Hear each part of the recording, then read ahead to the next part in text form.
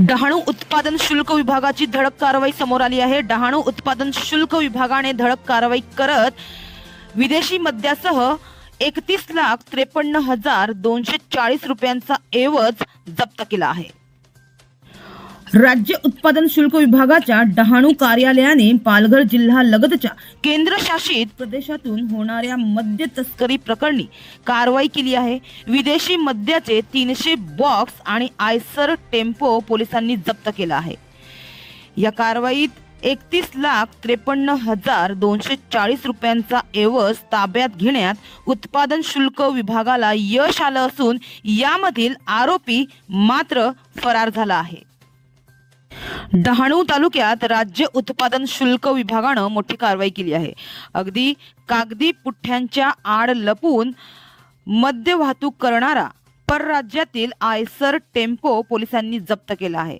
राज्य उत्पादन शुल्क डहाणू विभागाचे निरीक्षक सुनील एस देशमुख आणि भरारी पथक पालघरचे निरीक्षक एस चव्हाण यांच्या पथकानं ही संयुक्त कारवाई केली आहे।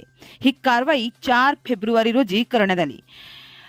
पालघर जिल्ह्यातील डहाणू तालुक्यातील मुंबई वडोदरा एक्सप्रेस हायवेवरील नरेशवाडी येथे सापळा रचून पोलिसांनी टेम्पो एक जप्त केला आणि या टेम्पोची तपासणी केली असता कागदी पुठ्ठ्यांच्या आड लपून दादरा नगर हवेली आणि दमण व दीव राज्यात विक्रीसाठी नेले जात असलेले 300 बॉक्स विदेशी मद्य आढळले।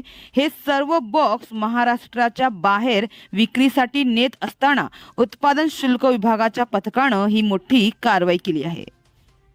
या कारवाई दरम्यान आरोपी मुद्देमाल सोडून घटनास्थळावरून फरार झाला। त्यामुळे CR क्रमांक 16/2025 अंतर्गत गुन्हा दाखल करण्यात आला आहे। माहितीनुसार आयसर पोलिसांनी या कारवाईत आयसर टेम्पोसह 31,53,240 रुपयांचा एवज जप्त केला आहे। मात्र हा एवज जप्त करण्यात आला असला तरी टेम्पो चालक मात्र फरार झाला आहे। तर ही कारवाई राज्य उत्पादन शुल्क विभागाचे आयुक्त विजय सूर्यवंशी यांच्या मार्गदर्शनाखाली सह आयुक्त प्रसाद सुर्वे, विभागीय आयुक्त प्रदीप पवार, कोकण विभागाचे अधीक्षक सुधाकर कदम, पालघरचे उप अधीक्षक BN भुतकर यांच्या मार्गदर्शनाखाली ही कारवाई करण्यात आली आहे। तर फरार आरोपी विरुद्ध गुन्हा दाखल करण्यात आला असून याबाबतचा अधिक तपास राज्य उत्पादन शुल्क विभाग डहाणूचे निरीक्षक सुनील देशमुख हे करीत आहे।